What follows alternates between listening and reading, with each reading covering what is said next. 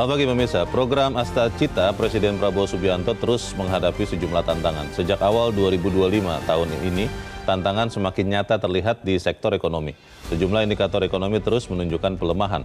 Pertumbuhan ekonomi misalnya stagnan di kisaran angka 5%. Data Badan Pusat Statistik terbaru menunjukkan pertumbuhan ekonomi tahun 2024 tumbuh 5,03%. Meski masih di atas level 5%, pertumbuhan ini meleset dari target pemerintah 5,2%. Daya beli masyarakat juga terlihat masih lemah. Pemirsa, inilah editorial Media Indonesia di hari ini Jumat 14 Februari 2025 dengan tema Pemerintah Kreatiflah. Bersama saya Leonard Samosir dan Anda semua para pemirsa juga bisa ikut menyatakan pendapat Anda nanti dengan menelepon nomor telepon 021 583 99 100. Dan pemirsa, pagi ini telah hadir bersama saya anggota Dewan Redaksi Media Group Kania Sutisnawinata. Mbak Kania, selamat pagi. Selamat pagi Leo. Sehat-sehat? Alhamdulillah. Sehat ya, karena sehat itu juga menjadi dasar juga supaya bisa kreatif. Saya mengaitkan dengan itu karena editorial mengatakan pemerintah kreatif lah terkait dengan kondisi ekonomi. Pertanyaan besarnya Mbak Kania adalah apakah memang kondisi ekonomi yang terjadi sekarang, misalnya kalau kita lihat nilai tukar rupiah itu di 16 ribuan sekian terhadap dolar, itu memang lebih karena kondisi ekonomi Indonesia atau memang karena kondisi ekonomi global? Banyak orang mengatakan ini sebenarnya bukan Indonesia melemah loh, ini karena Amerikanya sedang menguat. Bagaimana Mbak Kania? Ya, kalau dari kami sih melihatnya seperti ini ya, kreatif lah itu ya untuk dicari cara jurus ampuhnya itu seperti apa, karena semua indikator itu menunjukkan adanya tanda-tanda atau gejala alarm yang harus segera disikapi oleh pemerintah, begitulah kurang lebih seperti indikator itu, ekonomi ya? Maksudnya ya? Indikator ekonomi gitu ya. Kalau kita lihat kan tahun 2025 ini memang dikatakan banyak sekali tantangannya gitu ya. Memang tidak akan mudah. Dan kalau kita melihat capaian tahun lalu, akhir tahun 2024, paling tidak ya kita kan berharap di tahun 2025 ini dengan pemerintahan yang baru ada harapan baru begitu ya. Tapi terus kemudian kita seperti terbangun gitu dari mimpi 10 tahun terakhir ini melihat bahwa pertumbuhan ekonomi ini kok ada stagnasi gitu ya. Di 5% di 5% saja ya, kurang lebih ya. aja, tidak lebih dari 5% gitu ya. Nah, tapi kalau harapannya kita ingin mendorong ke angka 8%, ini kan target dari pemerintahan yang baru gitu ya. Pastinya kalau melihat dari sejumlah indikator sampai dengan awal tahun ini ada jurus-jurus baru juga gitu ya. Kalau tidak ingin membuat apa yang sudah tercapai selama ini berbeda lah gitu ya, kurang lebih seperti itu. Salah satu yang berbeda nyata kalau menurut beberapa teman adalah jumlah kabinet ini berbeda nyata nih Mbak Kania. Dari yang lalu-lalu itu 34, 40 sekian menteri. Sekarang pejabat setingkat menteri itu ada 108 atau 109 orang. Ini kan logikanya kalau memang pasukannya lebih kuat, lebih banyak, harusnya efek yang diciptakan, efek ekonomi, harusnya bisa lebih baik lagi. Apakah memang kita mungkin terlalu prematur untuk menilainya sekarang karena bekerjanya juga belum sampai 6 bulan kan? Belum Bagaimana? sampai 6 bulan. Kita berharapnya sih ya memang ya namanya juga ya pemerintahan baru begitu ya. Mungkin masih harus dikasih waktu lagi tuh sampai dengan 6 bulan ke depan lah ya gitu. Masih 100 hari ini kan dikatakan juga tidak ada sebenarnya yang namanya program 100 hari gitu ya. Jadi tidak bisa kemudian dievaluasi apakah ada jurus jitu yang memang sudah berhasil begitu ya dilaksanakan atau tidak. Bahwa akhir-akhir ini kita melihat misalnya ada efisiensi juga gitu yang dilakukan dan bahwa harapannya ada roadmap yang jelas begitu dengan adanya efisiensi anggaran ini, pemangkasan itu tidak sekadar memangkas tapi ada juga roadmap bagaimana kemudian efisiensi itu akan digunakan untuk memberi daya ungkit terhadap perekonomian, karena ujung-ujungnya kan itu gitu ya, pertumbuhan ekonomi. Karena kalau kita melihat capaian tahun lalu saja sebenarnya itu kan sudah lebih rendah dibandingkan tahun sebelumnya, 5,03 dibandingkan 5,05. Sementara tahun ini targetnya 5,2% gitu, jadi agak jauh ya. Sehingga memang dibutuhkan strategi yang lebih kreatif kalau misalnya kita bisa mengatakan seperti itu begitu. Nah, kreatifnya seperti apa? Ya paling tidak ya kita harus melihat lagi apakah memang jurus-jurus yang sudah dikeluarkan sejauh ini, kalau memang ada, ya salah satunya misalnya MBG begitu ya. Makan bergizi. Makan bergizi, apakah itu sudah efektif dilaksanakan atau tidak? Dikatakan bahwa efisiensi yang sekarang dilakukan itu antara lain untuk menambah anggaran untuk program MBG ini. Apakah program MBG ini ujung-ujungnya juga akan memberikan kontribusi terhadap pertumbuhan? Itu adalah beberapa pertanyaan yang akhirnya jadi menimbulkan polemik gitu di tengah masyarakat. Pertanyaan ini harus dikasih jawaban. mendasarnya Mbak Kania adalah katanya begini, kalau orang kreatif itu adalah orang-orang yang bebas. Bebas, tidak terbatas, tidak terkekang, tidak terkungkung. Pertanyaannya adalah apakah itu sudah ada di pemerintah kita? Kita akan bahas itu makanya dan pemirsa nilai editorial Media Indonesia untuk hari ini, Jumat 14 Februari 2025, pemerintah kreatif lah.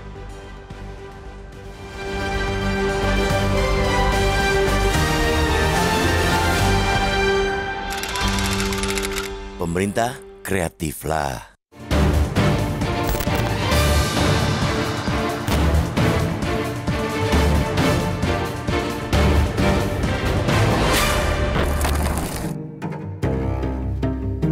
Program Astagita Presiden Prabowo Subianto terus menghadapi sejumlah tantangan. Semenjak awal 2025, tantangan makin nyata terlihat di sektor ekonomi. Sejumlah indikator ekonomi terus menunjukkan pelemahan. Pertumbuhan ekonomi misalnya stagnan di seputaran 5%. Data Badan Pusat Statistik atau BPS terbaru menunjukkan pertumbuhan ekonomi di 2024 cuma tumbuh 5,03%. Meski masih di atas level 5%, pertumbuhan ini meleset dari target pemerintah 5,2%. Daya beli masyarakat juga masih lemah. Rupiah dan indeks harga saham apalagi. Nilai tukar rupiah terus-menerus berada di atas 16.000 per dolar Amerika Serikat. Begitu juga indeks harga saham gabungan atau IHSG yang sudah terjun bebas dan terus terkoreksi di bawah level psikologis 7.000. Pelemahan terus-menerus IHSG itu membuat penurunan indeks bursa Indonesia masuk kategori terburuk. Kabar buruk juga datang dari industri padat karya. Sejumlah industri padat karya dilaporkan sudah ancang-ancang melakukan pemutusan hubungan kerja atau PHK. Gelombang PHK tersebut bakal terjadi di industri alas kaki dan tekstil di berbagai wilayah. Pada 2025, gelombang PHK di sektor ini diprediksi mencapai 280.000 pekerja dari sekitar 60 perusahaan tekstil. Belum lagi potensi PHK yang ditimbulkan oleh program efisiensi yang dicanangkan Presiden Prabowo Subianto. Meski pemerintah berkeras bahwa tidak ada PHK dari efisiensi tersebut dan hanya penghentian para pekerja kontrak, toh dampaknya ada ribuan pekerja kontrak yang bakal terlempar oleh program efisiensi. Indikator-indikator tersebut merupakan alarm yang semestinya direspons cepat-cepat oleh pemerintahan Prabowo Gibran.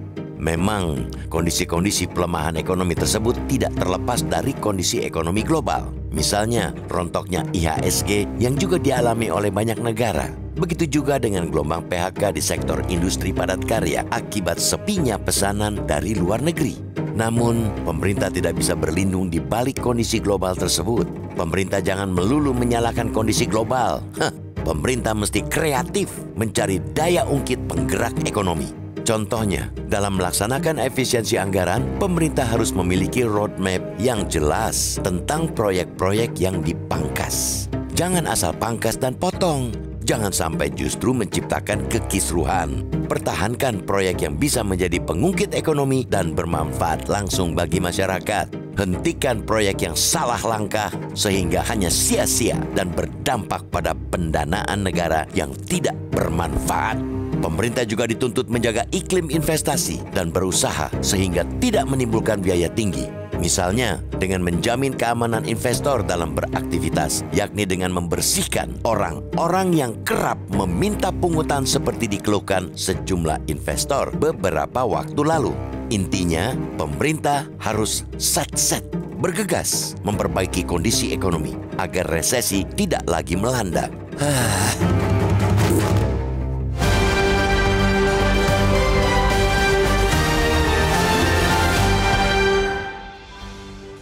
Kreativitas Mbak Kania memang harus ada, tapi juga kan ada ruang atau space untuk bisa kreatif. Kalau kita lihat yang terbaru saja, 3.000 triliun lebih APBN, sekarang 306 triliun dipangkas, mungkin bisa lebih, mungkin bisa kurang. Ini kan mungkin kalau saya menjadi menteri-menteri jadi bingung, ini baru mau mulai bekerja nih, loh udah dipangkas nih, PU saja 80% kalau tidak salah dipangkas, bagaimana? Ya, iya bisa dikatakan seperti itu ya, bisa dikatakan seperti itu ya. Karena kan lagi-lagi gitu kalau kita melihat anggaran itu sebenarnya buat apa sih gitu. Anggaran itu kan adalah alat ya gitu ya, alat kalau kita bicara soal pertumbuhan yang ingin dikejar. Bahkan beberapa pengamat mengatakan bahwa untuk tahun ini kalau misalnya memang targetnya 8%, seharusnya yang dikejar itu angkanya adalah 5,5 bukan 5,2 malah gitu ya. Nah kalau belum apa-apa anggarannya sudah dipangkas, dan kemudian anggaran yang dipangkas itu yang seharusnya secara tradisional itu adalah yang biasanya punya trickle down effect lah, atau misalnya mempunyai daya ungkit terhadap pertumbuhan ekonomi lah yang kita tahu gitu, misalnya konstruksi dan lain sebagainya. Itu tidak ada, ya kita tahu gitu kan, ujung-ujungnya ya berarti pertumbuhannya ya tidak akan seperti yang kita harapkan. Atau misalnya ada jurus-jurus lain, ini yang masih kita tunggu begitu ya. Ini akan seperti apa begitu, orkestrasi di antara kementerian dan lain sebagainya, itu yang kita harapkan. Disitulah kreativitasnya itu harusnya muncul, dan kebebasan itu harusnya ada begitu ya. Soal kebebasan menjadi sangat menarik, tapi kita harus jeda dahulu Mbak Kania, dan pemirsa tetaplah bersama kami, Editorial Media Indonesia, segera kembali.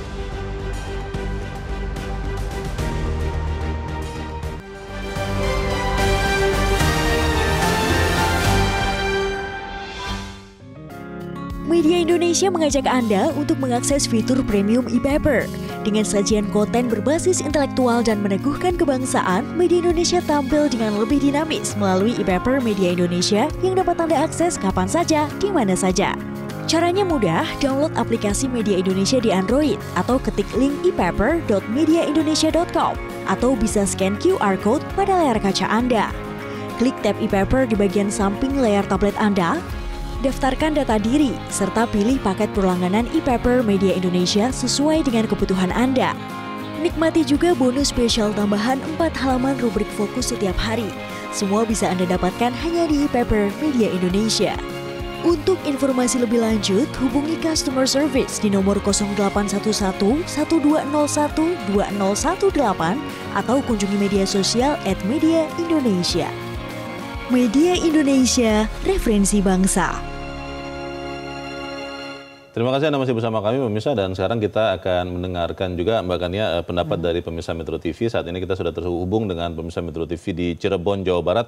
Ada Ibu Indra. Ibu Indra, selamat pagi. Selamat pagi Bung Leonard Samosir dan Mbak Kania Sutisnawinata. Assalamualaikum warahmatullahi wabarakatuh. Metro TV. Waalaikumsalam warahmatullahi wabarakatuh. Bagaimana Bu Indra? Kreatif. Bu Indra kelihatannya kalau saya tidak salah adalah orang yang kreatif. Mungkin boleh berbagi dengan pemerintah Bu Indra. Silakan Bu. Terima kasih sekali tersanjung. Bung Leo dan Mbak Kania, ini suara dari kami masyarakat bawah yang awam tentang politik ya. Nah, tapi mudah-mudahan kami termasuk orang-orang yang ingin membaktikan diri buat Indonesia yang lebih berkualitas. Nah, kalau dikatakan pemerintah kreatif lah, Bung Leo, Mbak Kania, sepertinya sudah berusaha untuk kreatif, ya. Oh, tapi, sudah. Iya. Tapi, nah ini di antara orang-orang yang berkecimpung di pemerintahan ini malah ada yang masih mementingkan keuntungan untuk diri sendiri atau kelompok ya. Jadi setiap kebijaksanaan yang ada kita lihat, viral, lalu ternyata yang ada di belakangnya itu justru orang-orang yang mengerti. Jadi tadi dikatakan 100 orang setara menteri, mungkin maksudnya untuk memperkuat, mencegah dengan bidangnya masing-masing yang dipersempit, yang spesialisasi, mencegah orang-orang yang mau mencari celah buat keuntungan diri sendiri atau kelompok. Tapi ternyata mungkin masih kurang, Bung Teo, karena sedikit saja yang berniat buruk itu akan menghancurkan ribuan orang yang berniat baik. Jadi kami berharap coba mudah-mudahan Pak Prabowo ini mungkin bisa agak keras terhadap orang-orang. Terima kasih Bu Indra dari Cirebon, Jawa Barat untuk pendapat Ibu. Selamat pagi. Bu Indra, Mbak Kania menyoroti soal orang-orangnya katanya. Mungkin 100 lebih orang sebagai menteri adalah untuk memperkuat. Tapi pertanyaannya kan bagaimana itu benar-benar bisa terwujud, bagaimana mereka bisa kreatif kalau sebagian dari mereka itu pola pikirnya masih pola pikir lama. Menghabiskan anggaran, tidak melihat efektivitas anggaran, tidak kreatif juga dalam perjalanannya. Kalau memang masih punya anggaran untuk mengangkat staf khusus, misalnya begitu kan, pernah terjadi belum lama ini, itu dilakukan saja. Tidak mengerti bahwa konsepnya adalah berhemat, dan hemat itu juga tidak menghilangkan fungsi ekonominya. Bagaimana Mbak Kania? Ya gimana ya? Kalau saya sih melihatnya, kami melihatnya seperti ini ya. Kalau kita bicara soal kreativitas, lagi-lagi ya, kalau kita bicara kan anggaran ini memang pada dasarnya adalah ada program, pemerintah menyusun program gitu, kemudian ada anggaran yang harusnya dimanfaatkan untuk membiayai program tersebut. Pada kenyataannya ternyata di tengah kondisi, itulah yang kemudian kita katakan di dalam editorial pada hari ini, bahwa ada tantangan-tantangan. Ada tantangan eksternal, ada tantangan internal. Betul. Eksternalnya ini lumayan, karena kita melihat ada pemerintahan baru di Amerika, kemudian juga ada banyak sekali ketidakpastian dari sisi eksternalnya, mempengaruhi pasar modal kita juga, rupiah kita juga, yang membuat akhirnya sekarang pemerintah harus berhemat. Mengatakan seperti itu ya. Untuk apa? Untuk mengakomodasi program-program yang memang sudah janji kampanye begitu ya. Salah satunya adalah MBG, karena melihat bahwa ternyata secara realita tidak mungkin dilaksanakan dengan anggaran yang ada sekarang ini. Itu salah siapa? Itu yang kemudian menjadi pertanyaan. Mengapa kemudian tidak bisa disiapkan dari tahun lalu, padahal ada beberapa menterinya yang memang sudah ada dalam kabinet yang sebelumnya gitu. Itu kan pertanyaan ya. Nah, bahwa sekarang yang sekarang dihadapi ini apa gitu ya, tahun 2025 ini apa jurus-jurus yang kemudian akan dijalankan, apa tantangan secara domestiknya ini juga harus dilihat, bukan hanya eksternalnya saja. Itu yang kemudian sekarang menjadi pertanyaan juga di antara atau di kalangan pakar-pakar yang mengatakan bahwa ada ada permasalahan struktural karena pertumbuhan yang stagnan di 5% gitu. Apa permasalahan struktural itu yang kemudian harus dicari resepnya lah gitu untuk diatasi. Sebenarnya beberapa kali sudah dikatakan masalah itu apa, tapi mungkin tidak tersentuh. Kita harus jeda dahulu, makanya dan bisa tetaplah bersama kami, Editorial Media Indonesia segera kembali.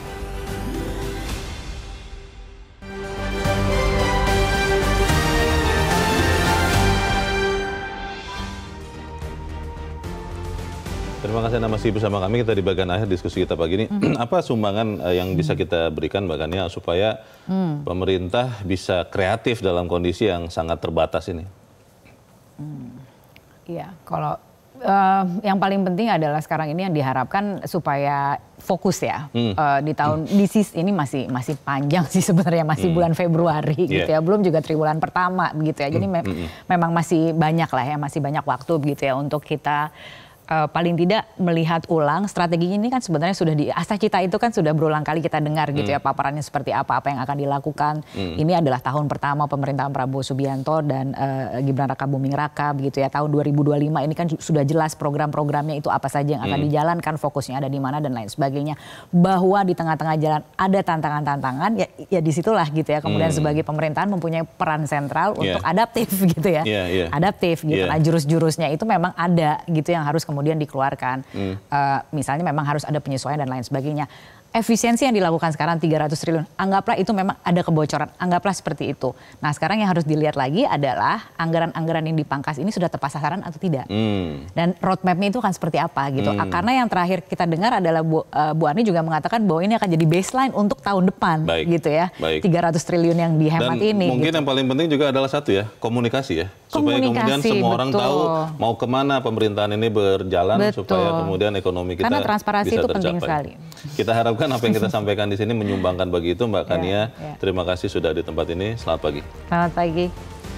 Pemirsa, pemerintah dituntut untuk menjaga iklim investasi dan berusaha sehingga tidak menimbulkan biaya tinggi. Misalnya dengan menjamin keamanan investor dalam berinvestasi, dengan membersihkan orang-orang yang sering meminta pungutan, seperti dikeluhkan sejumlah investor beberapa waktu lalu. Intinya pemerintah harus satset bergegas memperbaiki kondisi ekonomi agar resesi tidak melanda Indonesia.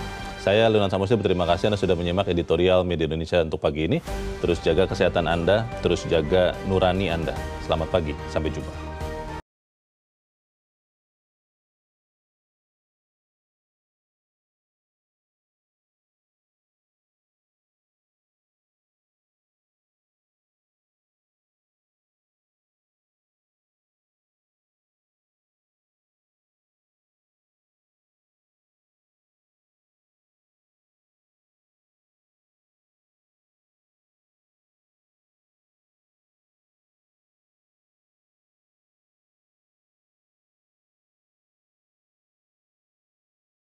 Jelajahi cara baru mendapatkan informasi. Download Metro TV Extend sekarang.